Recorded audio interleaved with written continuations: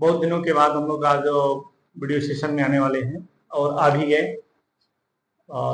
दीपावली के पहले जो वीडियो पड़ा था उसके बाद उसके बीच में एक भी वीडियो नहीं। पूरी तरीके से फुली एंजॉय, सभी स्टूडेंट्स, इवन मैं भी ढेर सारा घूमा, सब कुछ अच्छा चला। इस चैप्टर के रिस्पेक्टफुली अब जो टॉपिक जहाँ से वीडियो मेरा लास्ट पड़ा था उसके बाद के अपडेट का सीन क्या है कि कुछ स्पेसिफाइड नेमिंग रिएक्शन हमें हर चैप्टर में लेके चलना होगा, लेकिन इसके अलावा कुछ ऐसे टॉपिक्स होते हैं जिन टॉपिक्स हम बहुत ज्यादा दूर नहीं ले सकते, या यूं कह लीजिए कि वो एग्जाम में कहीं न कहीं आने ही वाले हैं, एग्जाम में हमको कहीं न कहीं मिलेंगे ही। तो जब कहीं न कहीं मिलेंगे तो फिर ऐसी स्थिति में उनको थोड़ा सा डीपली स्टडी और जानना तो ज्यादा बेहतर है। सेम उसी कैटेगरी में हम जो पढ़ते हैं हेलोएल्केन के बारे में, कौन कौन से केमिकल रिएक्शन रिप्रेजेंट करता है, तो उस केमिकल रिएक्शन के रिस्क में 3 है। सबसे पहला जो हमने हेडिंग यहाँ पॉइंट आउट किया है, न्यूक्लियोफिलिक सब्स्टिट्यूशन रिएक्शन। एक इसी से रिलेट और करने वाला है एलिमिनेशन रिएक्शन, और लास्ट मेटल एक्सचेंज का हम लोग पढ़ेंगे। ठीक, ओवरऑल हम जो पहली टॉपिक जब पढ़ते हैं तो इसमें हमें 2 चीजें मिलती है जो बहुत इंपॉर्टेंट है। किसके? Chemical kinetics. अब ये यहाँ काइनेटिक्स वर्ड केमिकल काइनेटिक्स से लिया गया है, और वहां पे हम टाइप्स ऑफ जो रिएक्शन पढ़ते हैं तो ऑर्डर ऑफ रिएक्शन वहां हमको मिलता है, जिसमें first order, second order, zero order, pseudo order, इस तरीके से पढ़ते हैं। तो यहाँ हम किसके? काइनेटिक्स के रिस्पेक्ट में हमारे पास न्यूक्लियोफिलिक में भी 2 तरीके के होते हैं, SN2 और बाईमॉलिक्यूलर न्यूक्लियोफिलिक सब्स्टिट्यूशन रिएक्शन। ये जो नाम पढ़ा हुआ है, नाम किसके बेसिस पढ़ा है, ये बिल्कुल हम नहीं डिसाइड रहने वाले हैं कि ये नाम किसके बेसिस पढ़ा है। ये पढ़ा है इसके काइनेटिक्स के रिस्पेक्ट में। इसका काइनेटिक्स सेकंड ऑर्डर है, इसका काइनेटिक्स फर्स्ट ऑर्डर है, इस वजह से इसका नाम पढ़ा हुआ है। तो बाईमॉलिक्यूलर सब्स्टिट्यूशन रिएक्शन होता क्या है, अगर इसको थोड़ा सा समझें, अगर एमए को डिसाइड करें, क्लियर कर लेंगे तो यस एंड व्हेन थोड़ा सा हमारे लिए आसान हो जाएगा। लेकिन अभी हमारे पास जो एनसीईआरटी के रिस्पेक्ट में या फिर किसी कॉम्पिटिटिव एग्जाम के रिस्पेक्ट में हम बात करते हैं तो SN2 होता क्या है। SN2 कुछ मैंने कैरेक्टर फीचर्स लिखे हैं जो सिंपली आइडेंटिफाई करते हैं। ये सिंगल स्टेप में होने वाला रिएक्शन है। वो अलग बात है कि हमने यहाँ ऐसे लिखा है, ये लिखा है समझने के लिए, लेकिन होता है ये सिंगल स्टेप का रिएक्शन और बहुत तेजी से फास्ट रिएक्शन है। अब फास्ट भी इतना नहीं है कि इंस्टेंटेनियस यहाँ वर्ड लिख दीजिए, क्योंकि इंस्टेंटेनियस रिएक्शन का हम रेट थोड़ा सा कैलकुलेट करने में डिफिकल्टी होती है, तो हम केवल किसको कहते हैं, जो माइल्ड थोड़ा सा मीडियम कैटेगरी का होता है, मॉडरेट टाइप का, तो फास्ट रिएक्शन होता है। यही मेन पॉइंट है इसका, सेकेंड ऑर्डर रिएक्शन। तो अब बता रहे रेट ऑफ रिएक्शन किस बातों पे डिपेंड कर रहा है, concentration of nucleophile as well as जो हमने एल्किल हैलाइड यूज किया है। यहाँ Lg का मतलब है लिविंग ग्रुप। लिविंग ग्रुप में जब भी कोई होगा, इस लिविंग ग्रुप के रिस्पेक्ट में हैलाइड होगा, और मोस्ट ऑफ टाइम हम जिसको यूज करेंगे Cl और Br होगा। तो ये लिविंग ग्रुप इसलिए इसका नाम देते हैं क्योंकि न्यूक्लियोफाइल ये आसानी से इसको क्या कर देता है, रिप्लेस कर देता है, हटा देता है। न्यूक्लियोफाइल अटैक करेगा, कभी भी सामने से अटैक नहीं करेगा, जब भी अटैक करेगा बैक साइड से। बैक साइड से इसलिए अटैक करेगा क्योंकि सामने से ऑलरेडी एक इलेक्ट्रोनेगेटिव एलिमेंट है जो ठीक ठाक पावर में है, और पावर में है तो ये सामने से जब आएगा तो इलेक्ट्रॉनिक रिपल्सन हो जाएगा दोनों के बीच में, इस वजह से सामने से अटैक नहीं कर पाएगा।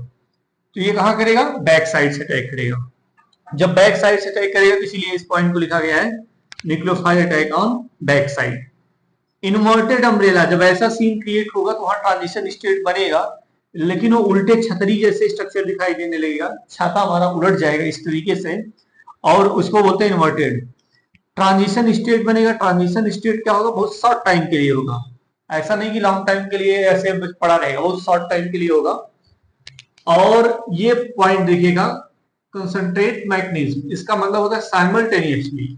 इस वर्ड का मतलब जिस समय ये OH आके जुड़ेगा उसी समय हो सकता है कि Cl तुरंत क्या हो जाए, निकल जाए उसी समय। तो यहां लिखा है एज वन कम्स, जैसे कोई आएगा, द अदर वंस लीव्स, तुरंत दूसरा छोड़ के चला जाएगा।